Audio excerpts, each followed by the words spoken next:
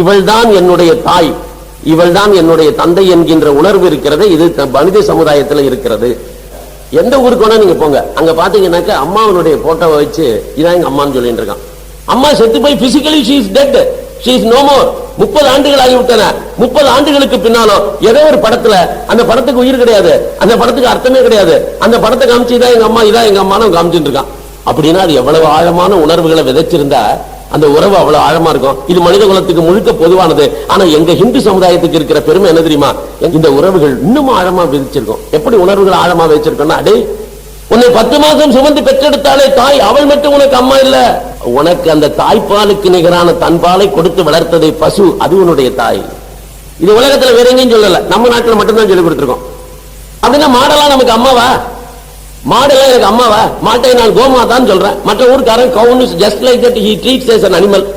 எங்க ஊர்ல அதே அனிமலை நான் கோமாதான் போகிறேன், பசு தாய்னு கும்பிடுறேன், அவளுக்கு பூஜை பண்றேன்.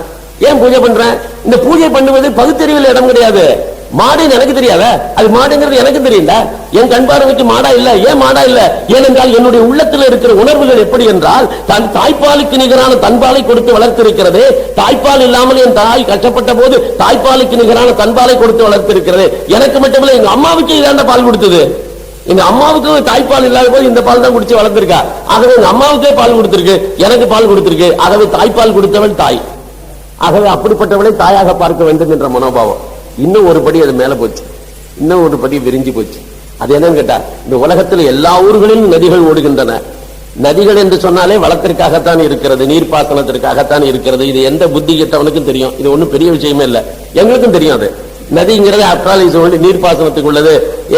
H2O A2O என்னமோ சொல்லுவானுங்களே, எனக்கு அந்த கெமிஸ்ட்ரி கூட தெரியாது. H2O H2O அது H2O. அந்த H2O அப்படிங்கிற ஒரு கெமிக்கல் காம்பினேஷனுக்கு நான் எதுக்காக முக்கியத்துவம் கொடுத்து, இது காவிரி தாய், இது கங்கா மாதா அப்படின்னு அந்த நதியை தாயாக கும்பிட வேண்டும் என்ற உணர்வு உலகத்துல எங்கேயுமே இல்லை. தேம்ஸ் நதி ஓடுது, அந்த நாட்டில் தேம்ஸ் தாயன்னு கூப்பிடல.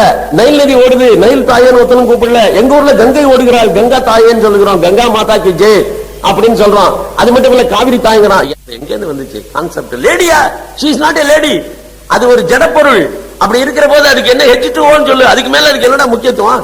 ஆகவே இந்த தண்ணி அதோட விட்டுற வேண்டியதானே. அப்படி இருக்கிற போது தமிழ்நாட்டில் இருக்கக்கூடிய திராவிட இயக்கத்தினர் கூட காவிரியை தாய் என்று சொல்லுகிறார்கள் என்றால், என்னுடைய முன்னோர்கள் எந்த அளவுக்கு ஆழமாக அவர்களுடைய ரத்த நாளங்கள்ல இந்த உணர்வுகளை செலுத்தி இருக்கிறார்கள் என்பதை நீங்க புரிஞ்சுக்கணும். இது யாராலையும் அவ்வளவு ஈஸியா அழிச்சிட முடியாது. அழிக்க முடியலங்கிறதுனாலதான் அவன் காவிரி தாய்னு சொல்றான். இதெல்லாம் ஒரு இடத்துல பூமி தாய்ங்கிறோம், அதனாலதான் பாரத தாய்னு சொல்றோம். இது பாரத் மாதா கி ஜெயன்னு சொல்றோம். இது பாரத மாதான்னு எல்லா நாட்டிலையும் தான் இருக்கிறவன் வாழறான். ஆனா எந்த நாட்டில் இருக்கக்கூடியவனும் தன்னுடைய பூமியை தாய்நாடுன்னு சொல்லவே இல்லை, மறந்துடாதீங்க. நாம் மட்டும்தான் நம்முடைய தேசத்தை தாய்நாடு என்று சொல்லுகிறோம். அமெரிக்காவில் வாழக்கூடியவர்களுக்கு அமெரிக்கா தாய்நாடு அல்ல. they never call it as a motherland, they call it as fatherland. அவன் fatherland என்று கூப்பிடுகிறான். ஜெர்மனியை ஜெர்மானியன் fatherland என்று அழைக்கிறான். ஜப்பானியன் ஜப்பானி தேசத்தை fatherland என்று அழைக்கிறான். யாருமே தன்னுடைய நாட்டை மதர்லேண்ட் தாய்நாடு என்று சொல்லவே இல்லை. நாம மட்டும் ஏன் தாய்நாடுன்னு சொல்றோம்? அவன் அப்பம் பேரை சொல்லி கூப்பிட்டான், நம்ம அம்மா பேரை சொல்லி கூப்பிட்டான். அப்படி அர்த்தம் அப்படி இல்ல.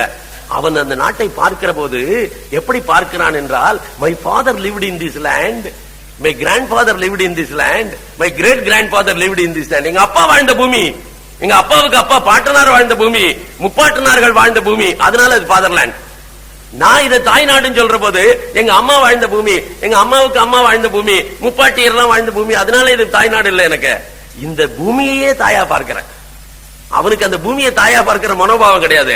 எனக்கு இந்த பூமியையே தாயாக பார்க்கக்கூடிய மனோபாவத்தை என்னுடைய முன்னோர்கள் எனக்கு கொடுத்திருக்கிறார்கள். அந்த உணர்வுகள் ஆழமாக இருக்கிற காரணத்தினால என்னை பெற்றெடுத்தவளும் தாய்தான், அவளுக்கு நிகராக பாலூட்டிய அந்த பசுவும் தாய்தான், அதே போல எனக்கு தண்ணீர் கொடுத்து வளர்த்திருக்கிறது அந்த நதியும் தாய்தான். அது போலவே எனக்கு எல்லா விதமான கனிவகைகளையும் கிழங்குகளையும் நெற்பயிர்களையும் கொடுத்து வளர்த்திருக்கிறது பூமி, அதுவும் எனக்கு தாய்தான்.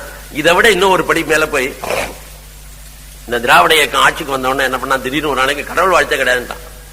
நான் கூட நினைச்சேன், சரி கடவுள் வாழ்த்து கிடையாதுட்டானுங்க, அப்ப ஏதோ புதுசா கண்டுபிடிக்க போறானுங்க போல இருக்கு. அப்படின்னா கொஞ்சம் ஏதாவது பகுத்தறிவின் பால் பட்ட மாதிரி ஏதாவது செய்யறானுங்களா பார்ப்போம். கடவுள் வாழ்த்து வேண்டாம், நமக்கு பிடிச்சிருக்கு, அவனுக்கு பிடிக்கல, விட்டு தள்ளு.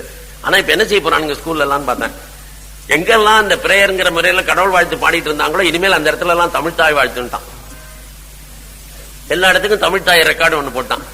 இதுல என்ன வேடிக்கைன்னா, கடவுளாவது உலகம் முழுக்க இருக்கிற எல்லா ஜனங்களாலும் ஏற்றுக்கொள்ளப்பட்டிருக்கிற ஒரு விஷயம். ஆகவே கடவுள் வாழ்த்து பாடுறவன் கொஞ்சமாவது அறவர புத்திசாலி.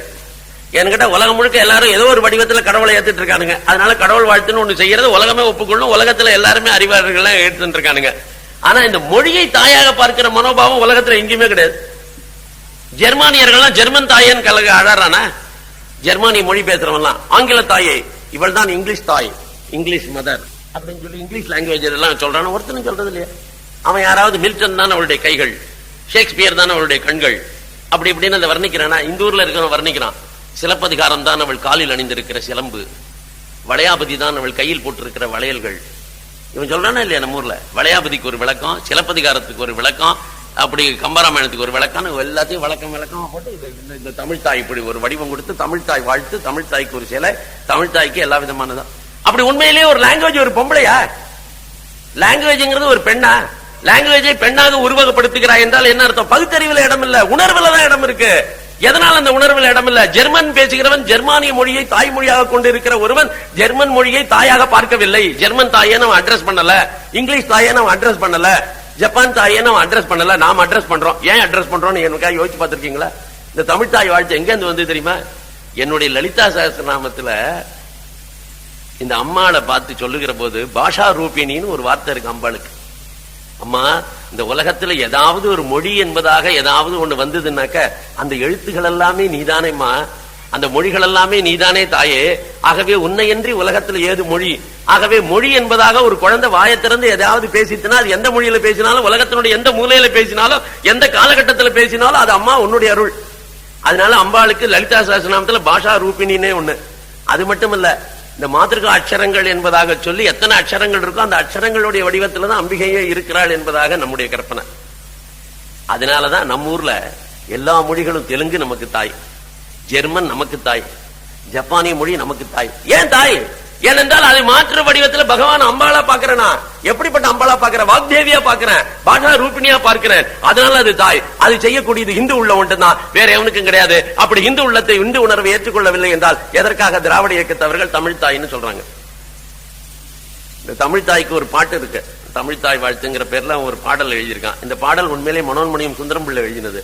இந்த மனோன்மணியம் சுந்தரம் பிள்ளை எழுதின இந்த பாடல் இருக்க, அது எங்க இருந்து தெரியுமா? சமுத்திர வசனே தேவி பர்வத ஸ்தன மண்டலே விஷ்ணு பத்தினி நமஸ்துப்யம் பாதஸ்பர்சம் சமஸ்வமே அப்படின்னு சமஸ்கிருதத்துல பூமி தாயை வணங்குவதற்காக சமுத்திர வசனே தேவி அப்படின்னு ஆரம்பிக்குது. பர்வத ஸ்தன மண்டலேன்னு நீராறும் கடலுடுத்த நிலமடந்தை எழிலொழுகும். இவன் அப்படியே டிரான்ஸ்லேட் பண்ணான் சுந்தரம் பிள்ளை. மனோன்மணியம் சுந்தரம் பிள்ளை அப்படியே இதை டிரான்ஸ்லேட் பண்ணார். சமுத்திர வசனே தேவி பர்வத ஸ்தன மண்டலேங்கிறத அப்படியே டிரான்ஸ்லேட் பண்ணார். அதைத்தான் அவர் எழுதியிருக்காரு. இது சமுத்திர வசனே தேவியினுடைய டிரான்ஸ்லேஷன் கருணாநிதிக்கு தெரியாது, எனக்கு தெரியும். கருணாநிதிக்கு தெரிய சான்ஸ் இல்ல. தமிழுக்குன்னே ஒரு பாட்டு எழுதியிருக்கானுங்க, தமிழ் தாய் வாழ்த்துன்னு. அப்ப தமிழ் தாய்னு ஒருத்தி தனியா உட்கார்ந்து இருக்காளா? அப்படி ஒரு தெய்வம் இருக்கா உலகத்துல? அவளை வணங்க வேண்டுமா? அவளை வணங்கினால் என்ன லாபம் கிடைக்கும்? நான் இந்த தெய்வத்தை வணங்கினா இந்த லாபம் கிடைக்குங்கிற, அந்த தெய்வத்தை வணங்கினா அந்த லாபம் கிடைக்குங்கிற, அதெல்லாம் நீ மூட நம்பிக்கை என்று சொல்கிறாய். அப்படி என்றால் இந்த தெய்வத்தை வணங்கினால் என்ன லாபம் கிடைக்கும்? அதுவும் ஒரு முழுமையான மூட நம்பிக்கை தானே. இதெல்லாம் எதுக்கு சொல்றேன்னு கேட்டீங்கன்னா, இந்த உணர்வுகள் எப்ப சிதையிறதோ இந்த உணர்வுகளை ஆழப்படுத்தணும், மறந்துடாதீங்க. இந்த உணர்வுகளை எல்லாம் ஆழப்படுத்த வேண்டும். எந்த அளவுக்கு உணர்வுகள் ஆழப்படுகின்றனவோ அந்த அளவுக்கு பசுவை பாதுகாக்கணும், பூமியை பாதுகாக்கணும், நதியை பொல்யூட் பண்ணக்கூடாது, நதிகளை பாதுகாக்க வேண்டும். காவிரி ஒரு காலத்துல எவ்வளவு புனிதமான நதி, இன்னைக்கு காவிரியில எவ்வளவு களங்கங்கள், எத்தனை களங்கம் போயிருக்கு, கலங்கே போயிருக்கு, பல ஊர்கள் அசுத்தங்கள்லாம் சேர்ந்திருக்கு. கங்கா ஒரு காலத்துல எவ்வளவு புனிதமானது, அந்த கங்கை இன்றைக்கு எவ்வளவு கலங்கப்பட்டிருக்கிறது, அந்த கங்கைக்கு எவ்வளவு தண்ணீரே பிரச்சனையாக இருக்கிறது. எதற்காக சொல்கிறேன் என்றால், இந்த உணர்வுகள் எல்லாம் இன்னைக்கு ஆழமா இல்லாதனால கங்கையில போய் அசுத்தம் பண்றான். நம்ம ஊர்ல ஏதாவது ஒரு நதி, ஒரு நீரோடை இருக்கிறது என்று சொன்னால் அதுல அசுத்தம் மலஜலம் கழிக்க கூடாது என்று சாஸ்திரம் இருக்கு.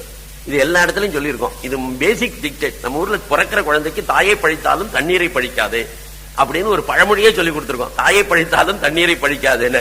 அப்ப அம்மாவை கூட சமயத்தில் அவமானப்படுத்திடலாம், ஆனா தண்ணீரை அவமானப்படுத்த கூடாதுன்னு சொல்ற அர்த்தம். அப்படி இருக்கிற போது இந்த தண்ணீரை அவமானப்படுத்துறோம். அப்படி அவமானப்படுத்துறது எதனால? இந்த உணர்வுகளே இல்லையே. இது அம்மா, என்னுடைய தாய், காவிரி தாய், இதுக்கு பூஜை பண்ணணும். இதெல்லாம் அந்த காலத்துல எதெல்லாம் ஏற்பட்டதோ, ஆடி 18, 18ஆம் பேருக்கு அந்த கற்பனை பூஜை போட்டு காவிரி தாய்க்கு ஆரத்தி எடுத்து எல்லாருமே மங்கள ஆரத்தி எல்லாம் பண்ணி ஒரு எலுமிச்சம்பழம் எல்லாம் விட்டதுக்கு அப்புறம் தான் அங்கிருந்து அந்த கல்லணையில இருந்து தண்ணி திறக்கிறான். மெட்ரோ டேம்ல தண்ணீர் திறப்பு விழாவுக்கு எவன முஸ்லீமே இன்ஜினியரா இருப்பான், அதுக்கு இன்சார்ஜே ஒரு முஸ்லீம் இன்ஜினியரா இருப்பான். பட் முஸ்லீம் இன்ஜினியரா இருந்தாலும் மேட்டூர் திறக்கிற அன்னைக்கு அங்க எல்லாரும் அந்த பூஜை பண்ணி ஆகணும். ஆடி 18 இந்த பூஜையை கல்லணையில பண்ணி ஆகணும். இதெல்லாம் எதுக்காக வச்சிருக்காங்கன்னா, நம்ம வெறுமனை ஜடம் இல்லடா, இவைகள் அத்தனை ஜட பொருள்களாக பார்க்கின்ற மனோபாவம் கிடையாது.